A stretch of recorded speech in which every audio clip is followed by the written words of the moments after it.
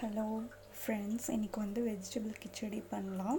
So அது எப்படி பண்ணுறதுன்னு சொல்கிறேன். ஸோ அதுக்கு முன்னாடி நான் பார்த்திங்கன்னா கேரட், பீன்ஸ், அதுக்கப்புறம் ஒரு medium size of onion, green chilli and கருவேப்பிலை எப்போவுமே கட் பண்ணி போடும்போது அவங்களுக்கு சாப்பிட்றதுக்கு ஈஸியாக இருக்கும். அதை தனியாக எடுத்து ஒதுக்கி வைக்க மாட்டாங்க.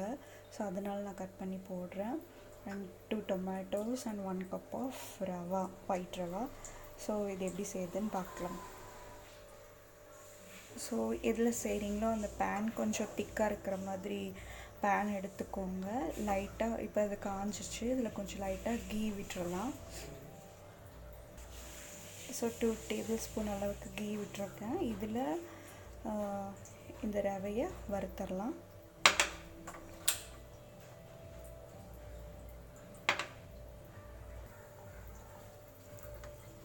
ஸோ இந்த மாதிரி வறுத்து எடுத்துக்கோங்க.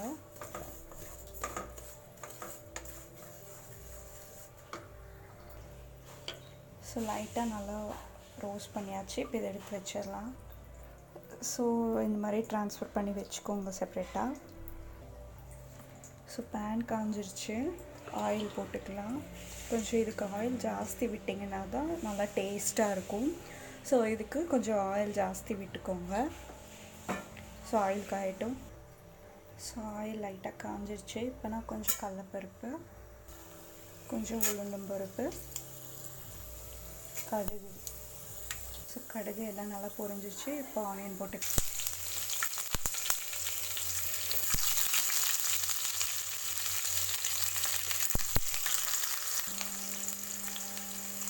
க்ரீன் சில்லி அண்ட் கருவேப்பிலை.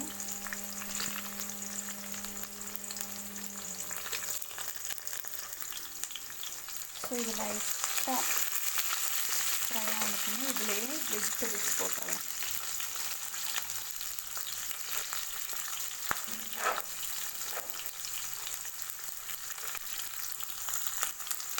கொஞ்சமாக மஞ்சத்தூள் கலர் கிடைக்கிறதுக்காக போட்டு இதெல்லாம் நல்லா சாஃப்டி பண்ணிவிட்டு இப்போ டொமேட்டோ போட்டுடலாம். டொமேட்டோ போட்டாச்சு. தேவையான சால்ட் போட்டுடலாம்.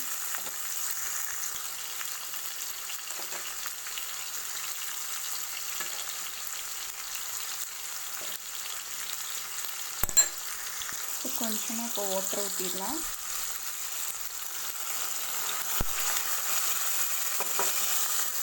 ஸோ ஓவர் குக் ஆகாமல் இந்த மாதிரி இருக்கிற ஸ்டேஜில் இப்போ இந்த ஒரு கப் எடுத்திருக்கேன். ஸோ இதில் 1க்கு 2 கப் தண்ணி ஊற்றுறேன். ஸோ ஊற்றியாச்சு. இது பாயில் ஆகட்டும். ஸோ பாருங்கள், பாயில் ஆகுது. இப்போ இந்த ஸ்டேஜில் சிம்மில் வச்சு ரவை போடணும். கொஞ்சம் கொஞ்சமாக போடணும்.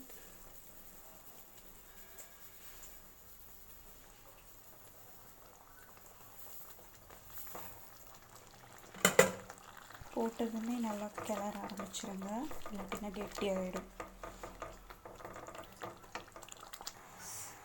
ஸோ நல்லா கிளறி இந்த ஸ்டேஜுக்கு வரும்போது ஒரு 2 minutes இதை கவர் பண்ணி வச்சிடலாம். இந்த மாதிரி லைட்டாக கவர் பண்ணி வச்சுக்கோங்க. ஸோ 2 minutes கழித்து ஓப்பன் பண்ணி பாருங்கள். சூப்பராக வந்திருக்கும். அவ்வளோதான், நம்ம கிச்சடி ரெடி. ஸோ கொரியாண்டர் போட்டு கார்னிஷ் பண்ணி சர்வ் பண்ண வேண்டியது தான். ஸோ பாருங்கள், நம்மளோட சூப்பரான வெஜிடபிள் கிச்சடி ரெடி. இதுக்கு நீங்கள் ஊறுகாய் வச்சோ இல்லை சுகர் வச்சோ சாப்பிட்லாம். So enjoy. தேங்க்யூ.